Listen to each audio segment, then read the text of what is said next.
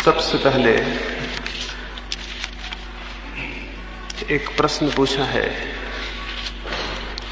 कि साधक को प्रकाश की किरण मिले, उसको सतत बनाए रखने के लिए क्या किया जाए। मैंने सुबह कहा, जो अनुभव हो आनंद का, ये ठीक है, जो शांति का, आनंद का अनुभव हो,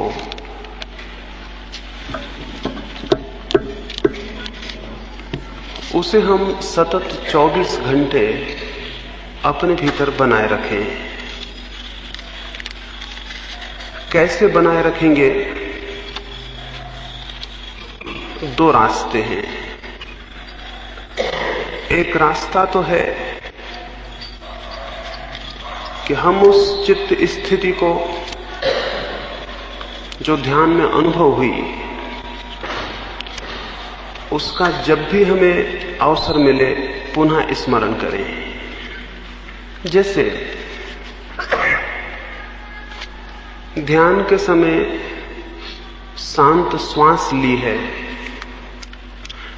जब भी दिन में समय मिले, जब आप कोई विशेष काम में नहीं लगे हैं, उस समय श्वास को धीमा कर लें और नाक के प्रति, नाक के पास जहां श्वास का कंपन हो, उसका थोड़ा सा स्मरण करें। उस स्मरण के साथ ही उस भाव को फिर से आरोपित कर लें कि आप आनंदित हैं, प्रफुल्लित हैं, शांत हैं, स्वस्थ हैं। उस भाव को पुनः स्मरण कर लें। जब भी स्मरण आ जाए, सोते समय, उठते समय, रास्ते पर जाते समय, जहां भी स्मरण आ जाए, उस भाव को पुनः आवर्तित कर लें। उसका परिणाम होगा कि दिन में अनेक बार वो स्मृति, वो स्मरण आपके भीतर आघात करेगा और कुछ समय में आपको उसे अलग से याद करने की जरूरत न रह जाएगी। वो आपके साथ वैसे रहने लगेगा जैसे श्वासें आपके साथ हैं। एक तो इस भाव स्थिति को बार बार स्मरण करना। जब भी ख्याल मिल जाए, बिस्तर पर लेट गए हैं, स्मरण आया है, ध्यान की स्थिति को वापस दोहराने का भाव कर लें।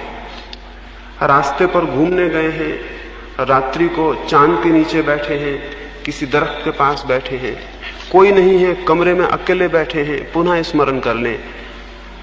बस में सफर कर रहे हैं या ट्रेन में सफर कर रहे हैं, अकेले बैठे हैं, आंख बंद कर लें, उस भाव स्थिति को पुनः स्मरण कर लें।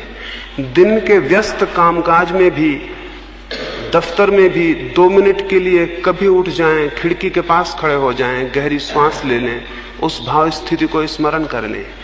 दिन में ऐसा अगर 10-25 बार, मिनट, आधा मिनट को भी उस स्थिति को स्मरण किया तो उसका सातत्य घना होगा और कुछ दिनों में आप पाएंगे उसे स्मरण नहीं करना होता है, वो स्मरण बनी रहेगी। तो ये एक रास्ता, ध्यान में जो अनुभव हो उसे इस भांति निरंतर विचार के माध्यम से स्वयं की स्मृति में प्रवेश दिलाने का है। दूसरा रास्ता, रात्रि को सोते समय, जैसे अभी मैंने आपको संकल्प करने के लिए कहा है, जब संकल्प आपका प्रगाढ़ जिस रास्ते से होता है, उसी रास्ते से ध्यान की स्मृति को भी कायम रखा जा सकता है। जब ध्यान का एक अनुभव आने लगे तो रात्रि को सोते समय वही प्रक्रिया करें और उस वक्त ये भाव मन में दोहराएं कि ध्यान में मुझे जो भी अनुभव होगा उसकी स्मृति मुझे 24 घंटे बनी रहेगी। जो मैंने संकल्प के लिए प्रयोग बताया है, श्वास को बाहर फेंक कर संकल्प करने का या श्वास को भीतर लेके संकल्प करने का, जब आपको कुछ अनुभव आने लगे शांति का, तो इसी प्रक्रिया के माध्यम से ये संकल्प मन में दोहराएं कि ध्यान में मुझे जो भी अनुभव होगा वो मुझे 24 घंटा एक सतत अंतः स्मरण उसका मेरे भीतर बना रहेगा। इसको दोहराने से आप पाएंगे कि आपको बिना किसी कारण के अचानक दिन में कई बार ध्यान की स्थिति का ख्याल आ जाएगा। ये दोनों संयुक्त करें तो और भी ज्यादा लाभ होगा। फिर अभी हम विचार और भाव की शुद्धि के संबंध में जब बात करेंगे तो इस संबंध में और बहुत सी बातें चर्चा हो सकेंगी, लेकिन इन दोनों बातों का प्रयोग किया जा सकता है। बहुत सा समय 24 घंटे का हमारे पास व्यर्थ होता है जिसका हम कोई उपयोग नहीं करते। उस व्यर्थ के समय में अगर ध्यान की स्मृति को दोहराते हैं तो बहुत अंतर पड़ेगा। इसको कभी इस तरह ख्याल करें, अगर आपको 2 वर्ष पहले किसी व्यक्ति ने गाली दी थी, 2 वर्ष पहले आपका किसी ने अपमान किया था, 2 वर्ष पहले कहीं आपके साथ कोई दुर्घटना घटी थी, अगर आप आज भी उसे स्मरण करने बैठेंगे तो उस पूरी घटना को स्मरण करते करते आप ये भी हैरान हो जाएंगे कि घटना को स्मरण करते करते आपके शरीर की और चित्त की अवस्था भी उसी छाप को ले लेगी जो 2 वर्ष पहले घटित हुआ होगा। अगर 2 वर्ष पहले आपका कोई भारी अपमान हुआ था, आप आज बैठ के अगर उसका स्मरण करेंगे कि वो घटना कैसे घटी थी और कैसे अपमान हुआ था, तो आप स्मरण करते करते ही हैरान होंगे, आपका शरीर और आपका चित्त उसी अवस्था में पुनः पहुंच गया है और आप जैसे फिर से अपमान को अनुभव कर रहे हैं। हमारे चित्त में संग्रह है और वो विलीन नहीं होता। जो भी अनुभव होते हैं वे संग्रहित हो जाते हैं। अगर उनकी स्मृति को फिर से पुकारा जाए तो वे अनुभव जगाए जा सकते हैं और हम दोबारा उन्हीं अनुभूतियों में प्रवेश पा सकते हैं। मनुष्य के मन से कोई भी स्मृति नष्ट नहीं होती है। तो अगर आज सुबह आपको ध्यान में अच्छा लगा हो तो दिन में 10-5 बार उसका पुनर्स्मरण बहुत महत्वपूर्ण होगा। उस भांति वो स्मृति गहरी होगी और बार बार स्मरण आ जाने से वो चित्त की स्थायी स्वभाव का हिस्सा बनने लगेगी। इसे ये जो प्रश्न पूछा है, इस भांति अगर इस पर प्रयोग हुआ तो लाभ होगा और ये करना चाहिए। अक्सर मनुष्य की भूल ये है कि जो भी गलत है उसका तो वो स्मरण करता है और जो भी शुभ है उसका स्मरण नहीं करता। मनुष्य की बुनियादी भूलों में से एक ये है कि जो भी नकारात्मक है, निगेटिव है, उसका वो स्मरण करता है और जो भी विधायक है उसका स्मरण नहीं करता। आपको शायद ही वे क्षण याद आते हों जब आप प्रेम से भरे हुए थे, शायद ही वे क्षण याद आते हों जब आपने स्वास्थ्य की कोई बहुत अद्भुत अनुभूति की थी, शायद ही वे क्षण याद आते हों जब आप बहुत शांत हो गए थे।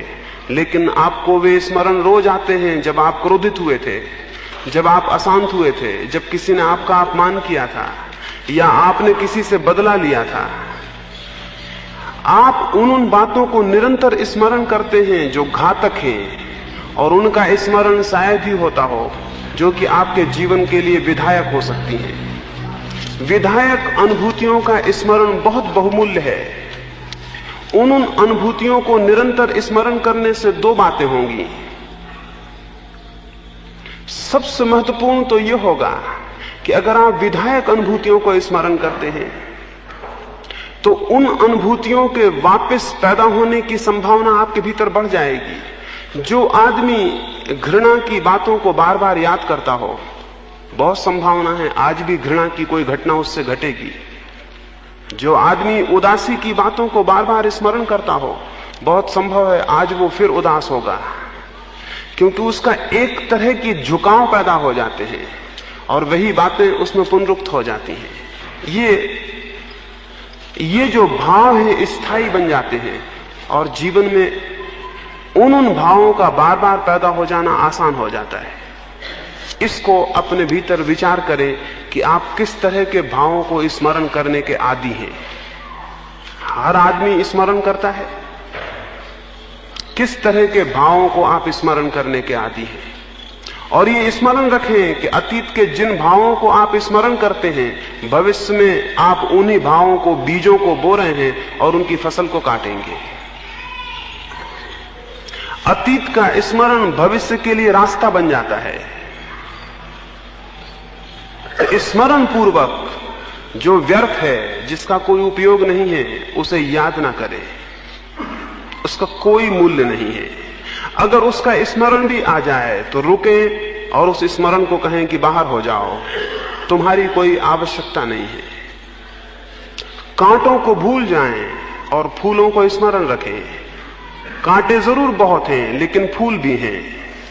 जो फूलों को स्मरण रखेगा उसके जीवन में कांटे क्षीण होते जाएंगे और फूल बढ़ जाएंगे, और जो कांटों को स्मरण रखेगा उसके जीवन में हो सकता है फूल विलीन हो जाएं और केवल कांटे रह जाएं। हम क्या स्मरण करते हैं वही हम बनते चले जाते हैं। जिसका हम स्मरण करते हैं वही हम हो जाते हैं। जिसका हम निरंतर विचार करते हैं वो विचार हमें परिवर्तित कर देता है और हमारा प्राण हो जाता है। तो इसे शुभ सद जो भी आपको श्रेष्ठ मालूम पड़े उसे स्मरण करें। और जीवन में इतना दरिद्र जीवन कोई भी नहीं है कि उसके जीवन में कोई शांति के, आनंद के, सौंदर्य के, प्रेम के क्षण न घटित हुए हों। और अगर आप उनके स्मरण में समर्थ हो गए तो ये भी हो सकता है कि आपके चारों तरफ अंधकार हो लेकिन आपकी स्मृति में प्रकाश हो, और इसलिए चारों तरफ का अंधकार भी आपको दिखाई ना पड़े। ये भी हो सकता है आपके चारों तरफ दुख हो लेकिन आपके भीतर कोई प्रेम की, कोई सौंदर्य की, कोई शांति की अनुभूति हो और आपको चारों तरफ का दुख भी दिखाई ना पड़े। ये संभव है। ये संभव है कि बिल्कुल कांटों के बीच में कोई व्यक्ति फूलों में हो। इसके विपरीत भी संभव है। और ये हमारे ऊपर निर्भर है। ये मनुष्य के ऊपर निर्भर है कि वो अपने को कहां स्थापित कर देता है, वो अपने को कहां बिठा देता है। ये हमारे ऊपर निर्भर है कि हम स्वर्ग में रहते हैं या नरक में रहते हैं। मैं आपको कहना चाहूंगा, स्वर्ग और नरक कोई भौगोलिक स्थान नहीं है, वे मानसिक, मनोवैज्ञानिक स्थितियां हैं। हम में से अधिकतर लोग दिन में कई बार नरक में चले जाते हैं और कई बार स्वर्ग में आ जाते हैं, और हम में से कई लोग दिन भर नरक में रहते हैं और हम में से कई लोग स्वर्ग में वापस लौटने का रास्ता ही भूल जाते हैं। लेकिन ऐसे लोग भी हैं जो 24 घंटे स्वर्ग में रहते हैं। इसी जमीन पर, इन्हीं स्थितियों में ऐसे लोग हैं जो स्वर्ग में रहते हैं। आप भी उनमें से एक बन सकते हैं। कोई बाधा नहीं है सिवाय कुछ वैज्ञानिक नियमों को समझने के। मैंने एक स्मरण मुझे आया, बुद्ध का एक शिष्य था पूर्ण, उसकी दीक्षा पूरी हुई, उसकी साधना पूरी हुई। पूर्ण ने कहा कि अब मैं जाऊं और आपके संदेश को उनसे कह दूं जिनको उसकी जरूरत है। बुद्ध ने कहा तुम्हें मैं जाने की आज्ञा तो दूं, लेकिन एक बात पूछ लूं, तुम कहां जाना चाहोगे? बिहार में एक छोटा सा हिस्सा था सूखा। पूर्ण ने कहा मैं सूखा की तरफ जाऊं।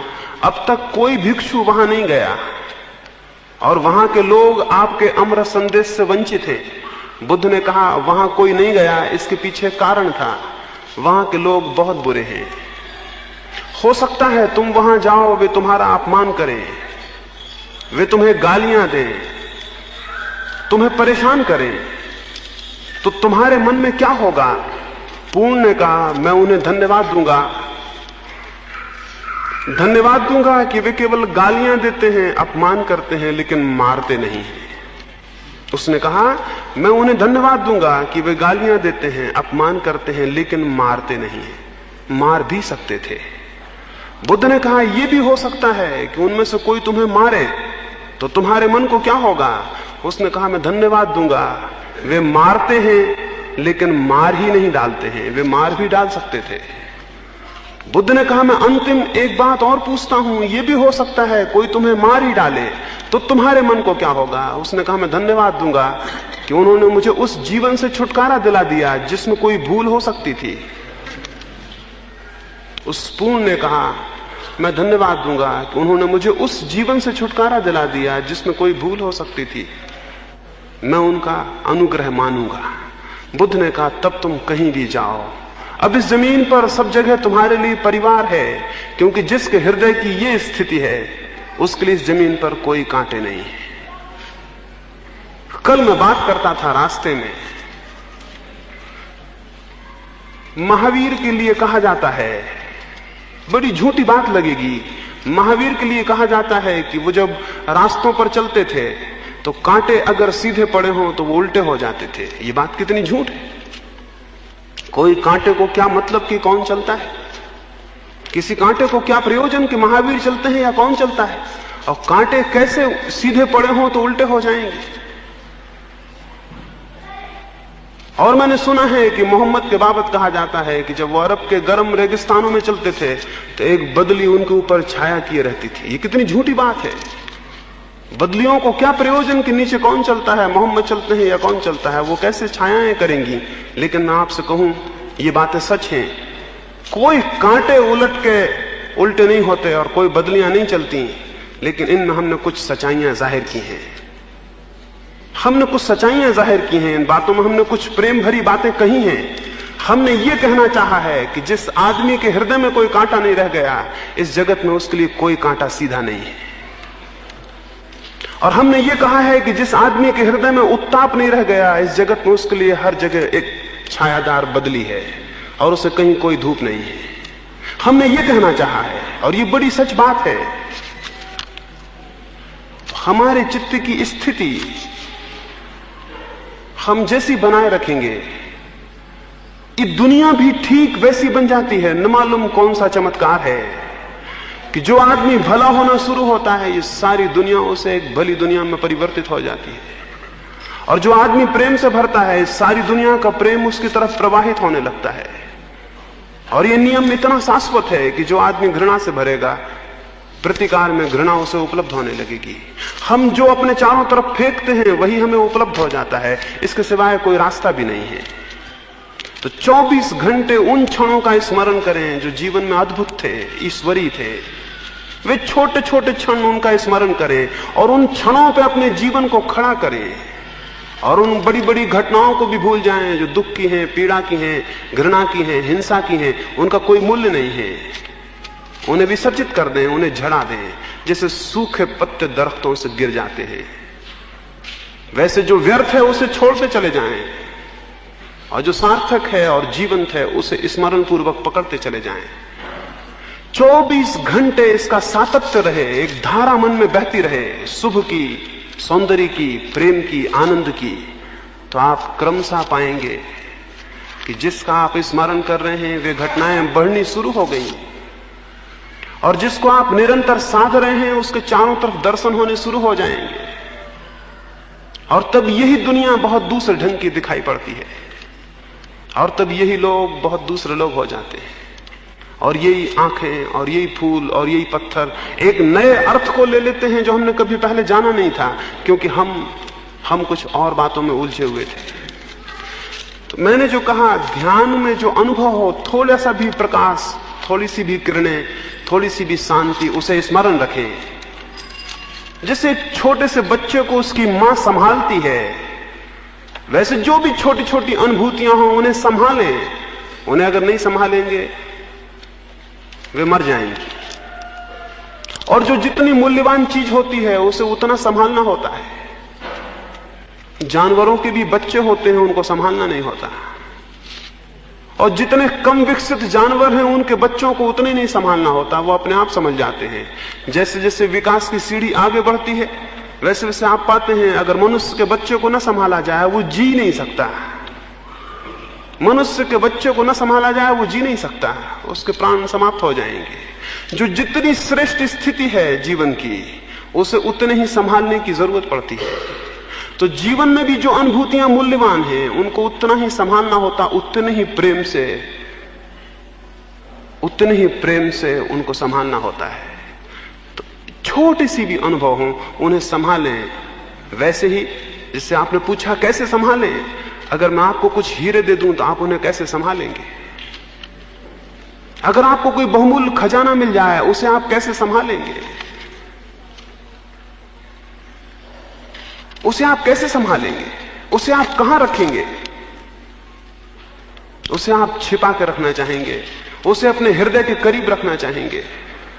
एक भिखमंगा मरता था एक अस्पताल में, और जब पादरी उसके पास गया और डॉक्टर ने कह दिया कि वो मरने को है, और पादरी उसके पास गया अंतिम भगवान की प्रार्थना करवाने के लिए, तो उससे कहा तुम हाथ जोड़ो। उसने एक ही हाथ उठाया, एक हाथ पे मुट्ठी बंद थी। पादरी ने कहा दोनों हाथ जोड़ो।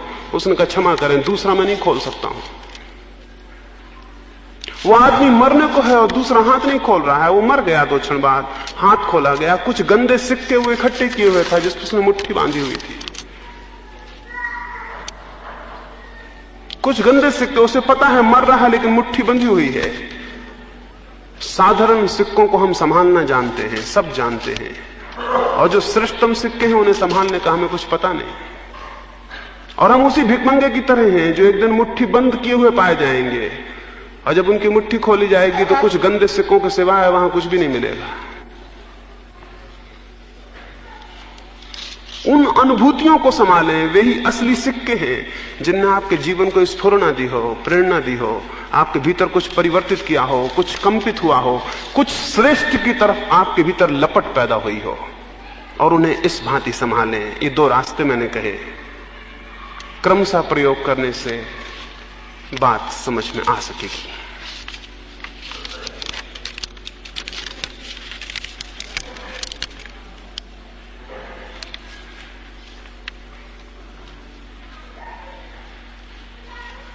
पूछा हुआ है कि सेक्स एक सृजनात्मक शक्ति है, पति पत्नी के संबंध में उसका क्रिएटिव उपयोग कैसे किया जाए। ये बड़ी बहुमूल्य बात पूछी है। शायद ही ऐसे लोग होंगे जो इस तरह के, जिनके लिए इस तरह का प्रश्न उपयोगी ना हो, सार्थक ना हो। दुनिया में 2 ही तरह के लोग हैं। एक वे लोग हैं जो सेक्स काम की शक्ति से पीड़ित हैं, और एक वे लोग हैं जिन्होंने काम की शक्ति को प्रेम की शक्ति में परिणत कर लिया है। आप जान के हैरान होंगे, प्रेम और काम, प्रेम और सेक्स विरोधी चीजें हैं। जितना प्रेम विकसित होता है सेक्स क्षीण हो जाता है, और जितना प्रेम कम होता है उतना सेक्स ज्यादा हो जाता है। जिस आदमी में जितना ज्यादा प्रेम होगा उतना उसमें सेक्स विलीन हो जाएगा। अगर आप परिपूर्ण प्रेम से भर जाएंगे, आपके भीतर सेक्स जैसी कोई चीज नहीं रह जाएगी। और अगर आपके भीतर कोई प्रेम नहीं है तो आपके भीतर सब सेक्स है। सेक्स की जो शक्ति है उसका परिवर्तन, उसका उदात्तीकरण प्रेम में होता है। इसलिए अगर सेक्स से मुक्त होना है तो सेक्स को दबाने से कुछ भी ना होगा।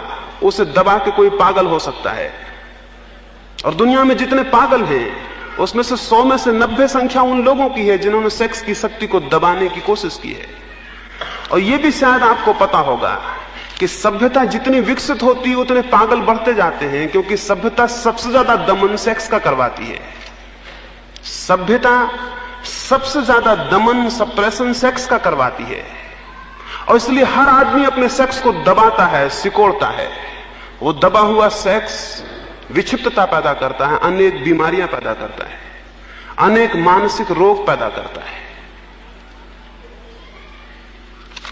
सेक्स को दबाने की जो भी चेष्टा है वो पागलपन है। ढेर साधु पागल होते पाए जाते हैं, उसका कोई कारण नहीं है सिवाय इसका कि वो सेक्स को दबाने में लगे हुए हैं, और उनको पता नहीं है सेक्स को दबाया नहीं जाता।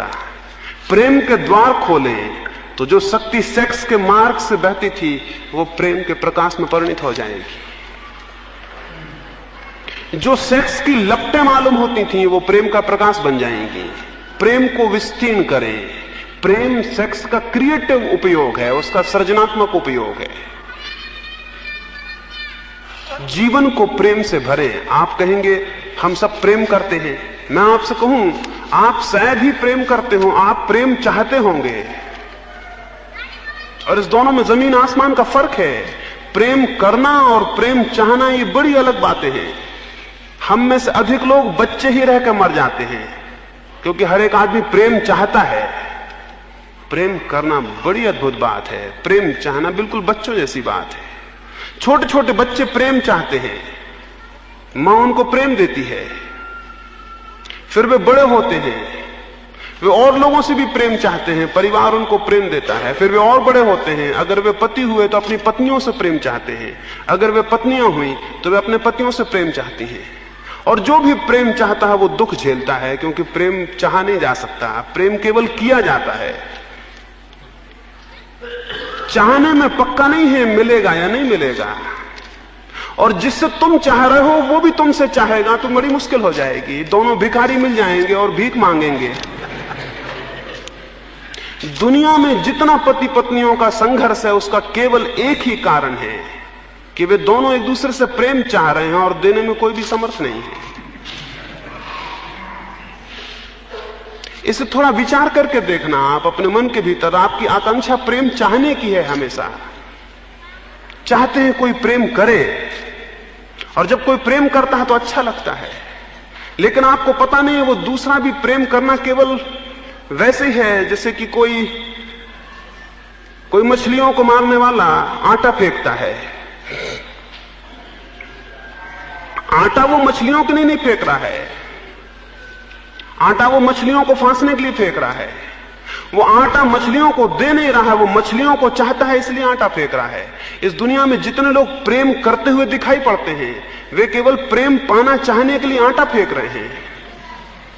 थोड़ी देर वो आटा खिलाएंगे फिर, और दूसरा व्यक्ति भी जो उनमें उत्सुक होगा वो इसलिए उत्सुक होगा कि शायद इस आदमी से प्रेम मिलेगा, वो भी थोड़ा प्रेम प्रदर्शित करेगा। थोड़ी देर बाद पता चलेगा वो दोनों भिखमंगे हैं और भूल में थे, एक दूसरे को वास्ता समझ रहे थे। और थोड़ी देर बाद उनको पता चलेगा कि कोई किसी को प्रेम नहीं दे रहा, तब संघर्ष की शुरुआत हो जाएगी। दुनिया में दाम्पत्य जीवन नरक बना हुआ है क्योंकि हम सब प्रेम मांगते हैं, देना कोई भी जानता नहीं है। सारे झगड़े के पीछे बुनियादी कारण उतना ही है। और कितने ही परिवर्तन हो, किसी तरह के विवाह हो, किसी तरह की समाज व्यवस्था बने, जब तक जो मैं कह रहा हूं अगर नहीं होगा तो दुनिया में स्त्री और पुरुषों के संबंध अच्छे नहीं हो सकते। उनके अच्छे होने का एक ही रास्ता है कि हम ये समझें कि प्रेम दिया जाता है, प्रेम मांगा नहीं जाता, सिर्फ दिया जाता है। जो मिलता है वो प्रसाद है, वो उसका मूल्य नहीं है। प्रेम दिया जाता है, जो मिलता है उसका प्रसाद है, वो उसका मूल्य नहीं है। नहीं मिलेगा तो भी देने वाले का आनंद होगा कि उसने दिया। अगर पति पत्नी एक दूसरे को प्रेम देना शुरू कर दें और मांगना बंद कर दें तो जीवन स्वर्ग बन सकता है। और जितना वो प्रेम देंगे और मांगना बंद कर देंगे उतनी ही अद्भुत जगत की व्यवस्था है, उन्हें प्रेम मिलेगा। और उतना ही वे अद्भुत अनुभव करेंगे, जितना वे प्रेम देंगे उतना ही सेक्स उनका विलीन होता चला जाएगा। गांधी जी वहां पीछे लंका में थे, वो कस्तूरबा के साथ लंका गए। वहां जो व्यक्ति था जिसने उनका परिचय दिया पहली सभा में, उसने समझा कि बा आई हैं साथ, शायद ये गांधी जी की मां होंगी। बा से उसने समझा कि गांधी जी की मां भी साथ आई हुई है। उसने परिचय में गांधी जी के कहा कि ये बड़े सौभाग्य की बात है कि गांधी जी भी आए हैं और उनकी मां भी आई हुई है। बा तो बहुत हैरान हो गई। गांधी जी के सेक्रेटरी जो साथ थे वो भी बहुत घबरा गए कि भूल तो उनकी है, उनको बताना चाहिए था कि कौन साथ है। वो बड़े घबरा गए कि शायद बापू डांटेंगे, शायद कहेंगे कि क्या भद्दी बात करवाई। लेकिन गांधी जी ने जो बात कही वो बड़ी अद्भुत थी। उन्होंने कहा कि मेरे इन भाई ने मेरा जो परिचय दिया उसमें भूल से एक सच्ची बात कह दी है। कुछ वर्षों से बा मेरी पत्नी नहीं है, मेरी मां हो गई है। उन्होंने कहा कुछ वर्षों से बा मेरी पत्नी नहीं है, मेरी मां हो गई है। सच्चा सन्यासी वो है जिसकी एक दिन पत्नी मां हो जाए, पत्नी को छोड़ के भाग जाने वाला नहीं। सच्चा सन्यासी वो है जिसकी एक दिन पत्नी मां बन जाए। सच्ची सन्यास में वो है जो एक दिन अपने पति को अपने पुत्र की तरह अनुभव कर पाए। एक पुराने ऋषि सूत्रों में एक अद्भुत बात कही गई है। पुराना ऋषि कभी आशीर्वाद देता था कि तुम्हारे 10 पुत्र हों और ईश्वर करे 11वां पुत्र तुम्हारा पति हो जाए। बड़ी अद्भुत बात थी। ये आशीर्वाद देते थे वधू को विवाह करते वक्त कि तुम्हारे 10 पुत्र हों और ईश्वर करे तुम्हारा 11वां पुत्र तुम्हारा पति हो जाए। यह अद्भुत कौम थी और अद्भुत विचार थे। इसके पीछे बड़ा रहस्य था। अगर पति और पत्नी में प्रेम बढ़ेगा तो वे पति पत्नी नहीं रह जाएंगे, उनके संबंध कुछ और हो जाएंगे और उनसे सेक्स विलीन हो जाएगा और वे संबंध प्रेम के होंगे। जब तक सेक्स है तब तक शोषण है। सेक्स शोषण है और जिसको हम प्रेम करते हैं उसका शोषण कैसे कर सकते हैं? सेक्स एक व्यक्ति का, एक जीवित व्यक्ति का अत्यंत गर्हित और निम्न उपयोग है। अगर हम उसे प्रेम कर सकते हैं तो हम उसके साथ ऐसा उपयोग कैसे कर सकते हैं? एक जीवित व्यक्ति का हम ऐसा उपयोग कैसे कर सकते हैं अगर हम उसे प्रेम करते हैं? जितना प्रेम गहरा होगा वो उपयोग विलीन हो जाएगा और जितना प्रेम कम होगा वो उपयोग उतना ज्यादा हो जाएगा। इसलिए जिन्होंने ये पूछा है कि सेक्स एक सृजनात्मक शक्ति कैसे बने, उनको मैं ये कहूंगा कि सेक्स बड़ी अद्भुत शक्ति है। शायद इस जमीन पर सेक्स से बड़ी कोई शक्ति नहीं है। मनुष्य जिस चीज से क्रीमाण होता है, मनुष्य के जीवन का 90% हिस्सा जिस चक्र पर घूमता है वो सेक्स है, वो परमात्मा नहीं है। वे लोग तो बहुत कम हैं जिनका जीवन परमात्मा की परिधि पर घूमता है। अधिकतर लोग सेक्स के केंद्र पर घूमते और जीवित रहते हैं। सेक्स सबसे बड़ी शक्ति है। यानी अगर हम ठीक से समझें तो मनुष्य के भीतर सेक्स के अतिरिक्त और शक्ति ही क्या है जो उसे गतिमान करती है, परिचालित करती है। इस सेक्स की शक्ति को ही प्रेम में परिवर्तित किया जा सकता है और यही शक्ति परिवर्तित होकर परमात्मा तक पहुंचने का मार्ग बन जाती है।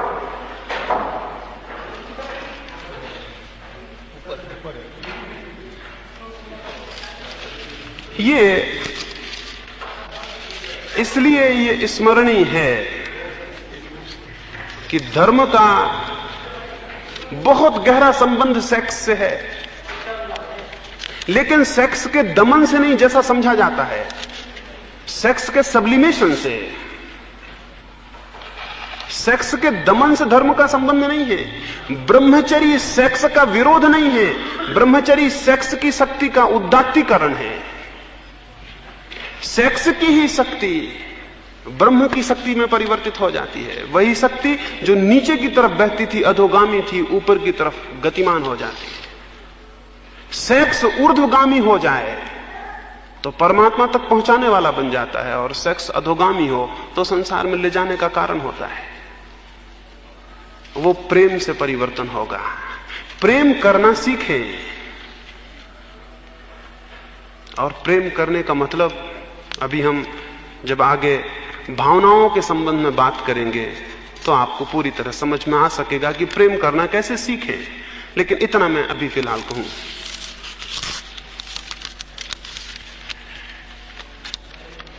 पूछा है कि संत या साधु मिलजुल कर एक टीम के रूप में काम क्यों नहीं करते। बहुत अच्छा पूछा है।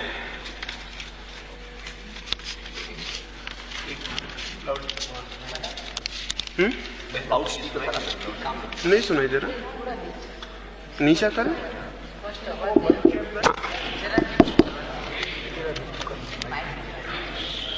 कि संत लोग, वे लोग जिन्हें सत्य उपलब्ध हुआ है, एक साथ मिलजुल कर काम क्यों नहीं करते। मैं आपको कहूं कि संतों ने आज तक मिलजुल कर ही काम किया है। और मैं आपको यह भी कहूं कि न केवल जीवित संतों ने मिलजुल कर काम किया है, लेकिन 2500 वर्ष पहले जो संत मर गए हैं वो भी उनके साथ आज काम कर रहे हैं जो जिंदा हैं। यानी न केवल समसामयिक रूप से कंटेम्पररी संत साथ काम करते हैं, बल्कि ऐतिहासिक रूप से, ट्रेडिशनल रूप से संतों का काम एक साथ है। मैं जो कह रहा हूं अगर वो सच है तो उसके पीछे बुद्ध और महावीर और कृष्ण और क्राइस्ट के हाथ हैं। अगर जो मैं कह रहा हूं वो सच है तो उनकी आवाज उसमें मिली जुली है। और अगर मेरी आवाज में कोई ताकत मालूम होती है तो वो मेरी अकेले की नहीं हो सकती, वो उन सारे लोगों की है जिन्होंने कभी भी उन शब्दों को कहा होगा। लेकिन जो संत नहीं है वे जरूर कभी साथ मिलकर काम नहीं कर सकते। और ऐसे बहुत से संत हैं जो संत नहीं हैं लेकिन संत मालूम होते हैं। उस हालत में दुर्जन लोग मिलकर काम कर सकते हैं, लेकिन वैसे तथाकथित साधु मिलकर काम नहीं कर सकते। क्यों नहीं कर सकते हैं?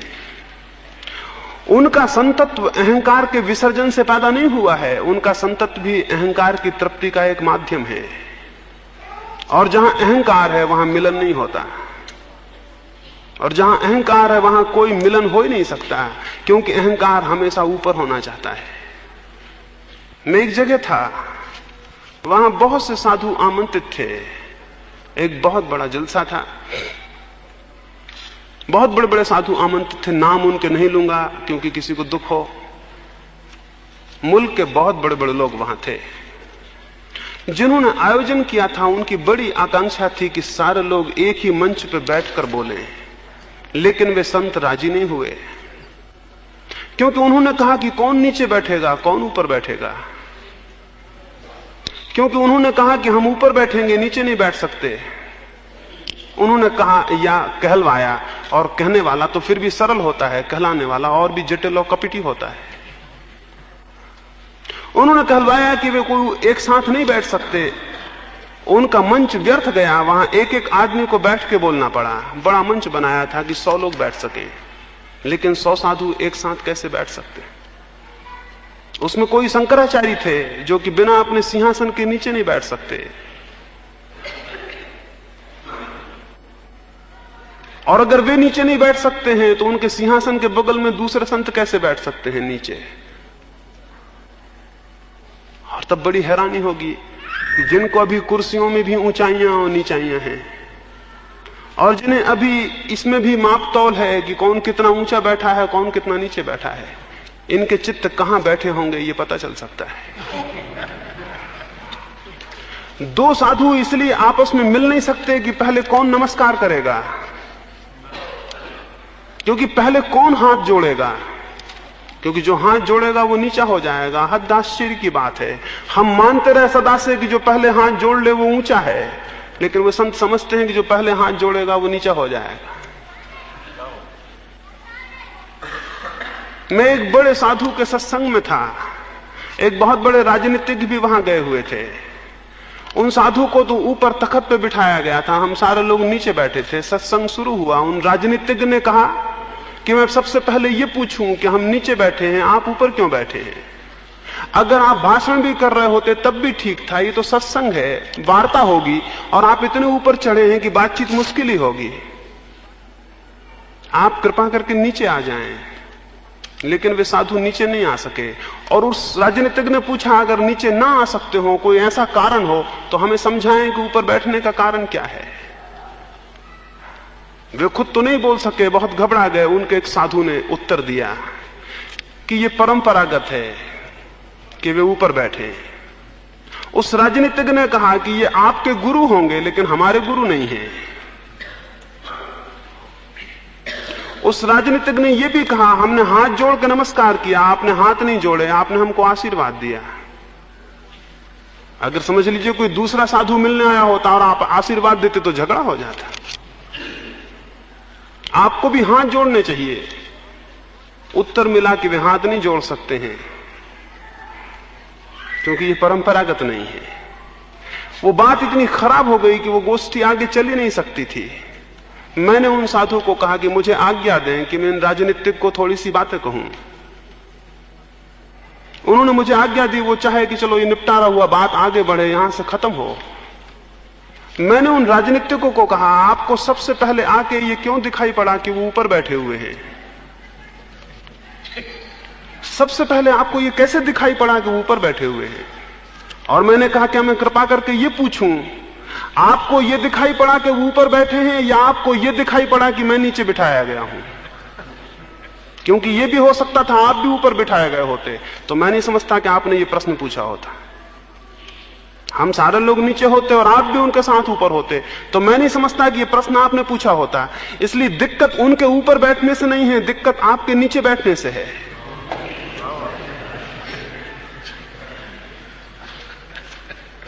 उन राजनीतिज्ञ ने मेरी तरफ देखा। उन दोनों बड़ी हुकूमत में थे और हिंदुस्तान के अग्रणी लोगों में से थे। उन्होंने मेरी तरफ बड़े गौर से देखा और उन्होंने बड़ी सरलता जाहिर की। उन्होंने कहा कि मैं स्वीकार करता हूं। मुझे ये कभी किसी ने कहा नहीं, मुझ में बहुत अहंकार है। साधु बहुत प्रसन्न हुए और जब हम विदा होने लगे साधु ने मेरे कंधे पर हाथ रखा और कहा आपने अच्छा मुंह तोड़ जवाब दिया। मैंने उनको कहा कि वो जवाब उनके लिए नहीं था, वो आपके लिए भी था।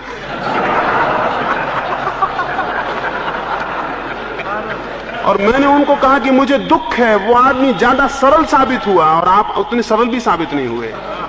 उसने स्वीकार किया कि मेरा अहंकार है, लेकिन आपने ये भी स्वीकार नहीं किया, उल्टे आपने अपने अहंकार का पोषण कर लिया मेरे उत्तर से।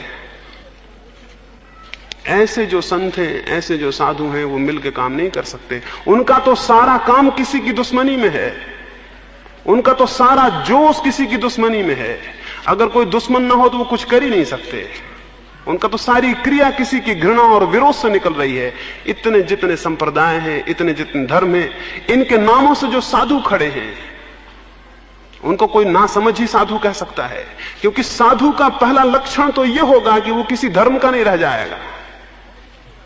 साधु का पहला लक्षण तो यह होगा उसकी कोई सीमा नहीं रह जाएगी, उसका कोई संप्रदाय नहीं होगा, उसका कोई घेरा नहीं होगा, वो सबका होगा।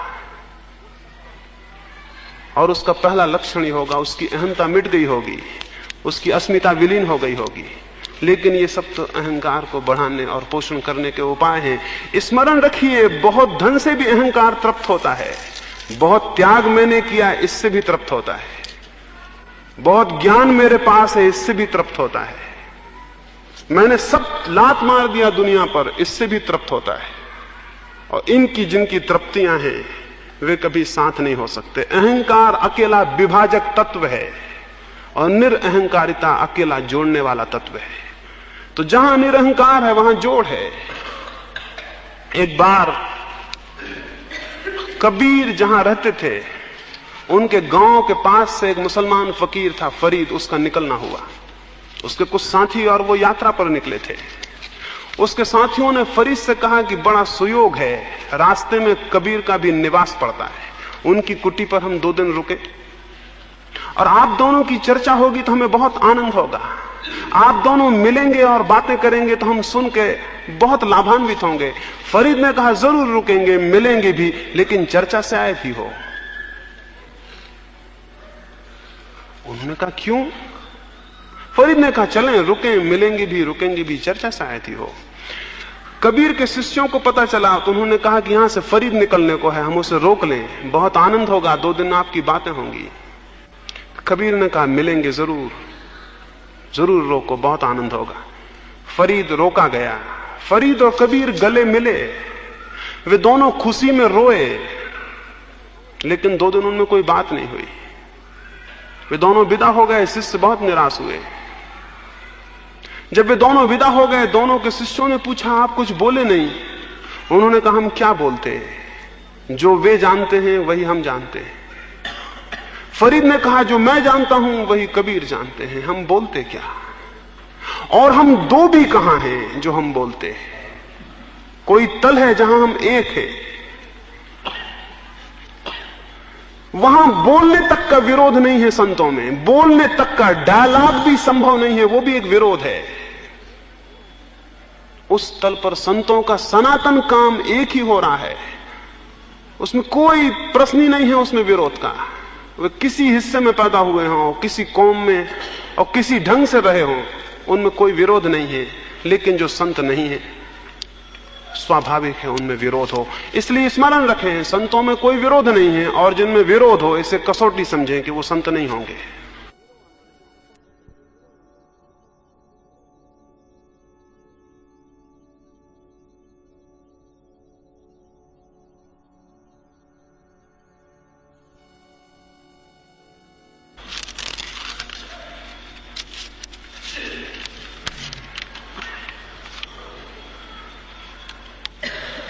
पूछा है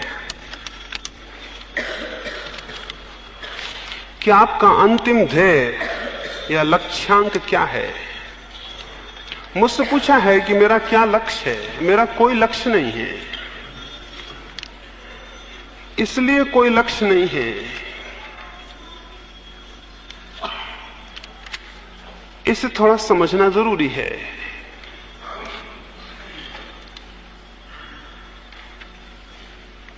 जीवन में दो तरह के क्रियाएं होती हैं। एक क्रिया होती है जो वासना से उद्भूत होती है, एक क्रिया होती है जो वासना से उद्भूत होती है, उसमें लक्ष्य होता है। और एक क्रिया होती है जो प्रेम से या करुणा से उद्भूत होती है, उसमें कोई लक्ष्य नहीं होता। अगर किसी मां से कोई पूछे कि तुम अपने बच्चे को प्रेम करती हो, इसमें लक्ष्य क्या है, तो मां क्या कहेगी? मां कहेगी लक्ष्य का कोई पता नहीं, बस हम प्रेम करते हैं और प्रेम करना आनंद है। यूं भी नहीं कि आज प्रेम करेंगे तो कल आनंद मिलेगा, प्रेम किया वो आनंद था। तो एक तो क्रिया होती है जो वासना से उद्भूत होती है। मैं यहां बोल रहा हूं, मैं इसलिए बोल सकता हूं कि इस बोलने से मुझे कुछ मिलेगा, फिर चाहे वो मिलना रुपए के सिक्कों में हो, यश के सिक्कों में हो, आदर के सिक्कों में हो, प्रतिष्ठा के रूप में हो, वो मिलना किसी रूप में हो। मैं इस कारण से बोल सकता हूं कि मुझे कुछ मिलेगा, तो वो लक्ष्य होगा। मैं केवल इस कारण से बोल सकता हूं कि मैं बिना बोले नहीं रह सकता, कुछ हुआ है भीतर और वो बंटने को उत्सुक है। मैं इसलिए बोल सकता हूं जैसे कि फूल खिल जाते हैं और अपनी गंध फेंक देते हैं, उनसे कोई पूछे लक्ष्य क्या है, कोई भी लक्ष्य नहीं है। वासना से कुछ क्रियाएं उद्भूत होती हैं तब उनमें लक्ष्य होता है, करुणा से भी कुछ क्रियाएं उद्भूत होती हैं तब उनमें कोई लक्ष्य नहीं होता। और इसलिए वासना से जो क्रियाएं उद्भूत होती हैं उनसे कर्म बंध होता है, और करुणा से जो क्रियाएं उद्भूत होती हैं उनसे कर्म बंध नहीं होता। जिस क्रिया में लक्ष्य होगा उसमें बंध होगा, और जिस क्रिया में कोई लक्ष्य नहीं होगा उसमें बंध नहीं होगा। और ये जान के आप हैरान होंगे, आप बुरा काम बिना लक्ष्य के नहीं कर सकते हैं। ये एक अद्भुत बात है। पाप में हमेशा लक्ष्य होगा, पुण्य में कोई लक्ष्य नहीं होता है। और जिस पुण्य में भी लक्ष्य हो वो पाप का ही रूप है। पाप में हमेशा लक्ष्य होता है, बिना लक्ष्य के कोई पाप नहीं कर सकता। लक्ष्य के रहते भी करने में मुश्किल पड़ती है, बिना लक्ष्य के तो कर ही नहीं सकता। मैं आपकी बिना लक्ष्य के हत्या नहीं कर सकता हूं कि क्यों करूंगा। पाप बिना लक्ष्य का कभी नहीं हो सकता, क्योंकि पाप करुणा से कभी नहीं हो सकता। पाप हमेशा वासना से होगा, वासना में हमेशा लक्ष्य होगा। कुछ पाने की आकांक्षा होगी, कुछ क्रियाएं हैं जिनमें पाने की कोई आकांक्षा नहीं होती। महावीर को कैवल्य उत्पन्न हुआ, उसके बाद वे 40-45 वर्षों तक सक्रिय थे। पूछा जा सकता है उतने दिन उन्होंने क्रिया की, उसका बंध क्यों नहीं हुआ? उतने दिन तक वे काम तो कर ही रहे थे, भोजन भी करते थे, जाते भी थे, आते भी थे, बोलते भी थे, बताते भी थे। 40-45 वर्षों तक निरंतर सक्रिय थे, तो उस क्रिया का उन पर फल क्यों नहीं हुआ? बुद्ध को निर्वाण उपलब्ध हुआ, उसके बाद वो भी 40 वर्षों तक सक्रिय थे, उसका बंध क्यों नहीं हुआ? क्योंकि उस सक्रियता में कोई लक्ष्य नहीं था। लक्ष्य शून्य क्रियाएं थी, वे मात्र करुणा थी। मैं कई दफा सोचता हूं कि मैं आपसे क्यों बोल रहा हूं, इसमें क्या प्रयोजन हो सकता है? मुझे कोई प्रयोजन खोज नहीं मिलता, सिवाय इसके कि मुझे कुछ दिखाई पड़ रहा है, और ये एक मजबूरी है कि उसे बिना कहे नहीं रहा जा सकता, क्योंकि उसे बिना कहे केवल वही रह सकता है जिसमें हिंसा शेष रह गई हो, वो हिंसा होगी। मैंने सुबह आपको एक कहानी कही। अगर आपके हाथ में एक सांप को लिए हुए मैं देखूं और आपसे बिना कुछ कहे अपने रास्ते चला जाऊं कि मेरा लक्ष्य क्या है, तो यह तभी संभव है जब मेरे भीतर अति हिंसा हो, अति क्रूरता हो। अन्यथा मैं कहूंगा कि ये सांप है, इसे छोड़ दें। और कोई अगर मुझसे पूछे कि आप क्यों कह रहे हैं कि ये सांप है, इसे छोड़ दें, आपका क्या लक्ष्य है, तो मैं कहूंगा कोई भी लक्ष्य नहीं है सिवाय इसके कि मेरी अंतरात्मा को संभव नहीं है कि इस स्थिति में बिना कहे रह जाए। यानी उत्प्रेरणा बाहर नहीं है कि कोई लक्ष्य हो, प्रेरणा आंतरिक है जिसका कोई लक्ष्य नहीं होता है। हैरान होंगे आप, जब भी लक्ष्य होता है तो प्रेरणा कहीं बाहर होती है, और जब कोई लक्ष्य नहीं होता तो प्रेरणा कहीं भीतर होती है। यानी कुछ चीजें होती हैं जो हमें खींचती हैं, तब लक्ष्य होता है, और कुछ चीजें होती हैं जो हमें भीतर से धकाती हैं, तब कोई लक्ष्य नहीं होता। करुणा और प्रेम हमेशा लक्ष्य शून्य है, और वासना और इच्छा हमेशा लक्ष्यपूर्ण है। इसलिए ज्यादा ठीक होता है कहना कि वासना खींचती है बाहर से, जैसे मैं रस्सी बांध के आपको खींचूं। ये खींचना है, वासना खींचती है रस्सी की तरह, कोई बांध ले और खींचे। इसलिए वासना जिसके भीतर है उसे हमारे ग्रंथ पशु कहते हैं। पशु का अर्थ है जो पास से बंधा है, जो किसी चीज से बंधा है और खींचा जा रहा है। पशु का मतलब जानवर, एनिमल नहीं है। पशु का मतलब है जो किसी पास से बंधा है और खींचा जा रहा है। तो जब तक हमें कोई लक्ष्य खींच रहा है कोई वासना का, तब तक हम पास से बंधे हैं और पशु हैं, और मुक्त नहीं है। मुक्ति जो है पशु का विरोधी शब्द है। मोक्ष जो है पशुता का विरोधी शब्द है, क्योंकि पशु का अर्थ है बंधन में बंधे हुए खींचे जाना, और मुक्त का अर्थ है किसी बंधन से ना खींचना, अपने भीतर से गति को उत्पन्न कर लेना। मुझे कोई लक्ष्य नहीं है, इसलिए अगर इसी वक्त मेरा प्राण निकल जाए तो मुझे एक क्षण को भी ऐसा नहीं लगेगा कि कोई काम अधूरा रह गया। अगर इसी वक्त मर जाऊं यहीं बैठे बैठे, तो एक क्षण को भी एक ख्याल नहीं आएगा कि जो बात मैं कह रहा था वो अधूरी रह गई, क्योंकि कोई काम तो था ही नहीं, उसमें कुछ पूरा करने का कोई प्रश्न नहीं था। जब तक सांस थी वो काम पूरा हुआ, नहीं सांस रही तो वो काम वहीं रह गया, उसमें कोई प्रयोजन नहीं था, कुछ अधूरा नहीं रहा। तो कोई लक्ष्य नहीं है सिवाय इसके कि अंतः प्रेरणा है, एक आंतरिक मजबूरी है, एक आंतरिक व्यवस्था है, और वो उससे जो कुछ होगा वो होगा। ऐसी स्थिति को हम अपने मुल्क में ये कहते हैं कि ऐसे व्यक्ति ने अपने को ईश्वर के हाथ में सौंप दिया, अब ईश्वर की जो मर्जी हो उससे करा ले, उसका अपना कोई लक्ष्य नहीं है। ये कहने का ढंग भर है कि ईश्वर की मर्जी जो हो उससे करा ले, इसका मतलब केवल इतना ही है कि उसका अपना कोई लक्ष्य नहीं रहा, उसने अनंत सत्ता के हाथ में अपने जीवन को छोड़ दिया। अब जो होगा वो होगा, वो अनंत सत्ता की जिम्मेवारी है, उसकी अपनी कोई जिम्मेवारी नहीं है। ये जो आपने पूछा ये अच्छा ही पूछा। इस माध्यम से मैं आपसे ये कहना चाहूंगा कि जीवन को वासना से करुणा में परिणित करें, एक ऐसा जीवन बनाएं जिसमें लक्ष्य तो न रह जाए, एक अंतः प्रेरणा प्रविष्ट हो जाए। एक ऐसा जीवन बनाएं जिसमें कुछ पाने की तो आकांक्षा न रह जाए, कुछ देने की आकांक्षा प्रबल हो जाए, जिसको मैंने प्रेम कहा। पाना नहीं, देना। और प्रेम में कोई लक्ष्य नहीं होता सिवाय इसके कि हम देते हैं। जिसको मैंने प्रेम कहा उसको ही मैंने दूसरे शब्दों में करुणा कहा। तो आप कह सकते हैं कोई लक्ष्य नहीं है सिवाय इसके कि प्रेम है, और प्रेम का कोई लक्ष्य नहीं होता, क्योंकि प्रेम स्वयं अपना लक्ष्य है।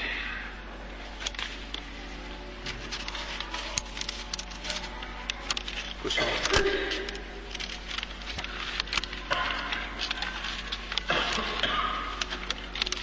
एक अंतिम प्रश्न क्रोध के संबंध में है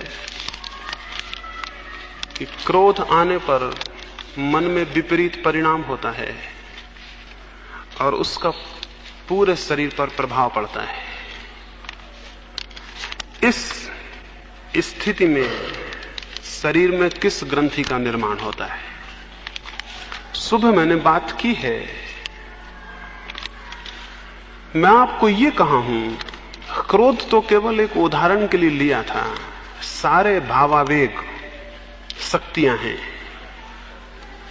और अगर उन शक्तियों का कोई सृजनात्मक उपयोग न हो तो वे शरीर के किसी अंग को, चित्त की किसी स्थिति को विकृत करके अपनी शक्ति को व्यय कर लेते हैं। शक्ति का व्यय होना जरूरी है। जो शक्ति बिना व्यय की हुई भीतर रह जाएगी वो ग्रंथि बन जाएगी। ग्रंथि का मतलब वो गांठ बन जाएगी, वो बीमारी बन जाएगी। समझें, क्रोध की ही बात नहीं है। अगर मेरे भीतर प्रेम देना हो और मैं प्रेम ना दे पाऊं किसी को, तो प्रेम गांठ बन जाएगा। अगर मेरे भीतर क्रोध हो और मैं क्रोध ना कर पाऊं तो क्रोध गांठ बन जाएगा। अगर मेरे भीतर भय पैदा हो और मैं भय प्रकट ना कर पाऊं तो भय गांठ बन जाएगा। सारे भावावेश भीतर एक शक्ति को उत्पन्न करते हैं, उस शक्ति का निष्कासन चाहिए। निष्कासन दो तरह से हो सकता है, एक निगेटिव रास्ता है, एक नकारात्मक रास्ता है। जैसे एक आदमी को क्रोध आया, नकारात्मक रास्ता यह है कि वो गया और उसने पत्थर चलाए, लकड़ी मारी, गालियां बकी। ये नकारात्मक इसलिए है कि इसकी शक्ति तो वह हुई, लेकिन फल इसे कुछ भी नहीं मिला। फल ये मिलेगा कि जिसको ये गाली देगा वो दुगनी भजन की गाली इसको लौटाएगा। जिसको ये पत्थर मारेगा उसके भीतर भी क्रोध पैदा होगा, और वो भी सामान्य आदमी है, उसका भी नकारात्मक ढंग होगा क्रोध को प्रकट करने का, वो भी लकड़ी उठाएगा। अगर आपने किसी के पत्थर मारा है तो बड़ा पत्थर आपको मारेगा। क्रोध का नकारात्मक उपयोग और क्रोध को पैदा करेगा। शक्ति वह होगी, फिर से क्रोध पैदा होगा, और नकारात्मक आदत फिर क्रोध करवाएगी, फिर शक्ति वह होगी, फिर विपरीत उत्तर में फिर क्रोध पैदा होगा। क्रोध की श्रृंखला अनंत होगी, उसमें केवल शक्ति ही वह होती जाएगी, परिणाम कुछ भी नहीं होगा। क्रोध की श्रृंखला को तभी आप तोड़ सकते हैं जब आप क्रोध का कोई सक्रिय उपयोग कर लें, कोई सृजनात्मक उपयोग कर लें। इसलिए महावीर ने कहा है, जो घृणा करता है वो घृणा उत्तर में पाता है, जो क्रोध करता है वो क्रोध को पैदा करता है, जो वैर करता है वो वैर को जन्म देता है। और इस श्रृंखला का कोई अंत नहीं है, और इसमें केवल शक्ति ही वह हो सकती है। परिणाम क्या हो सकता है समझ लें। मैं क्रोध करूं, आप उत्तर में मुझे क्रोध दें, मैं फिर पुनः क्रोध करूं, आप फिर उत्तर में मुझे क्रोध दें, परिणाम क्या होगा? हर क्रोध मुझे छीन करेगा और मेरी शक्ति को वह कर जाएगा। इस वजह से सभ्यता ने नियम बनाया कि क्रोध मत करो। इस वजह से सभ्यता ने नियम बनाया कि किसी पर क्रोध जाहिर मत करो। ये नियम तो अच्छा है, इससे क्रोध जाहिर तो नहीं होगा, श्रृंखला तो नहीं बनेगी, लेकिन वो शक्ति मेरे भीतर, वो शक्ति का वेग घूमेगा, वो कहां जाएगा? वो कहां जाएगा? पशुओं की आंख आपने देखी है, खूंखार से खूंखार पशु की आंख आपसे ज्यादा निर्मल होती है। एक हिंसक पशु की आंख भी मनुष्य की आंख से ज्यादा निर्मल होती। क्या बात है? वहां दमित वेग कुछ भी नहीं है। क्रोध आता है तो उसे प्रकट करता है, चिल्लाता है, आवाज करता है, हमला करता है, निकाल देता है। वो सभ्य नहीं है, उसका जो होता है निकाल देता है। बच्चों की आंखों में जो निर्मलता होती है उसका क्या कारण है? उनको जो होता है उसे वो निकाल देते हैं, उनकी कोई ग्रंथियां पैदा नहीं होती। अगर उन्हें क्रोध आता है तो क्रोध निकाल देते हैं, अगर ईर्षा होती है तो ईर्षा निकाल देते हैं, अगर किसी बच्चे का खिलौना छीनना है तो उसको छीन लेते हैं। दमन नहीं है बच्चे के जीवन में, इसलिए सरलता मालूम होती है, और आपके जीवन में दमन है इसलिए जटिलता शुरू हो जाती है। ग्रंथ का अर्थ है कॉम्प्लेक्सिटी। कुछ भीतर होता है, कुछ आप बाहर दिखाते हैं। वो जो शक्ति नहीं निकल पाती वो कहां जाएगी? वो ग्रंथि बन जाती। ग्रंथि का मेरा मतलब है वो गांठ की तरह आपके चित्त में या आपके शरीर में अवरुद्ध हो जाती है। जैसे नदी में कोई पानी का हिस्सा बर्फ के टुकड़े बन के बहने लगे, तो जितने बड़े बड़े टुकड़े होते जाएंगे नदी की धार उतनी कुंठित होती जाएगी। अगर सब बर्फ हो जाए तो नदी जम के वहीं समाप्त हो जाएगी।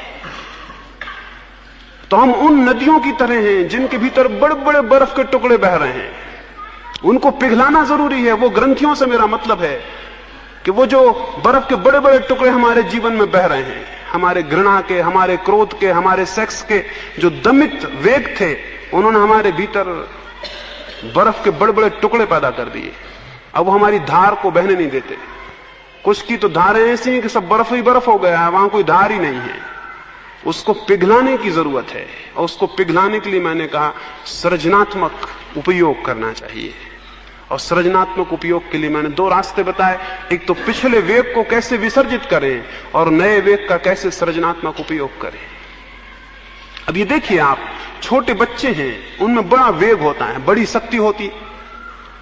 अगर उनको आप घर में छोड़ते हैं तो वो इस चीज को उठाते हैं, उसको पटकते हैं, ये चीज तोड़ते हैं, वो चीज फोड़ते हैं। आप उनको कहते हैं ये मत करो, ये मत करो, आप उनसे ये तो कहते हैं ये मत करो, लेकिन आप ये कभी नहीं कहते कि फिर क्या करो। और आपको ये पता नहीं है कि जब एक बच्चा एक गिलास को उठा के पटक रहा है तो क्यों पटक रहा है। उसके भीतर शक्ति है और शक्ति निकास मांगती है। अब कुछ नहीं मिलता तो एक गिलास को पटक रहा है।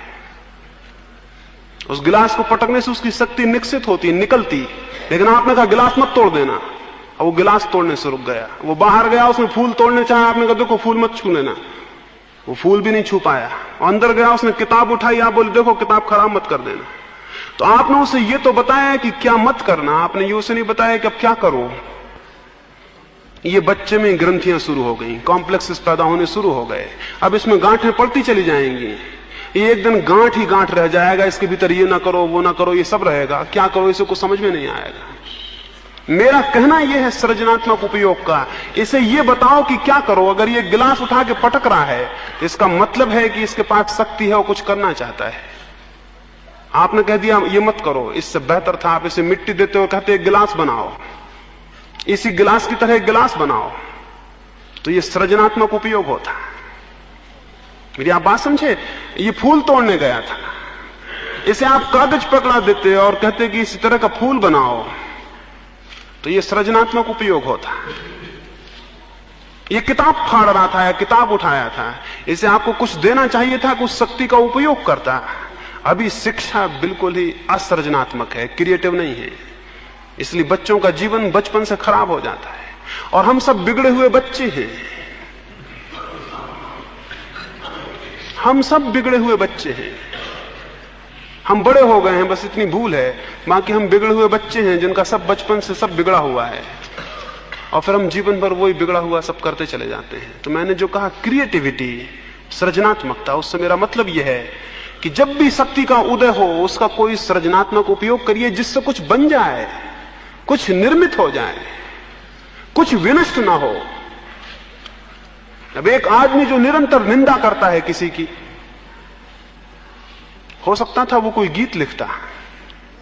और आप जानते हैं जो गीत नहीं लिख पाते, कविता नहीं लिख पाते, वो आलोचक हो जाते हैं। वो वही शक्ति है, वो जो क्रिटिक्स हैं, वो जो आलोचक हैं, वो वही शक्ति है जो गीत लिख सकती थी, कविता बना सकती थी, लेकिन उन्होंने उसका सृजनात्मक उपयोग नहीं किया। वो केवल ये कर रहे हैं, वो दूसरों की आलोचना कर रहे हैं कि कौन गलत दिख रहा है, कौन क्या कर रहा है। ये विनाशात्मक उपयोग है। दुनिया बहुत बेहतर दुनिया हो जाए अगर हम अपनी शक्तियों का सृजनात्मक उपयोग करें, और हर शक्ति का। और शक्ति बुरी और भली नहीं होती, स्मरण रखिए। क्रोध की शक्ति भी बुरी और भली नहीं है, उसके उपयोग की बात है। आप ये मत सोचिए कि क्रोध की शक्ति बुरी है। शक्ति कोई बुरी भली नहीं होती है। एटॉमिक एनर्जी है, न बुरी है न भली है। उससे विनाश हो सकता है सारे जगत का, उससे सारे जगत का निर्माण हो सकता है। सब शक्तियां न्यूट्रल होती हैं, कोई शक्ति बुरी और भली नहीं होती। विनाशात्मक उपयोग हो तो बुरी हो जाती है, और सृजनात्मक उपयोग हो तो भली हो जाती है। अपने क्रोध को, अपने काम को, अपने सेक्स को, अपनी घृणा को, सबको बदलिए और सृजनात्मक उपयोग करिए। जैसे कोई खाद को लाता है, उसमें गंध और बास उठती है, दुर्गंध उठती है। उस खाद को माली बगीचे में डालता है, पानी सींचता है और बीज डालता है।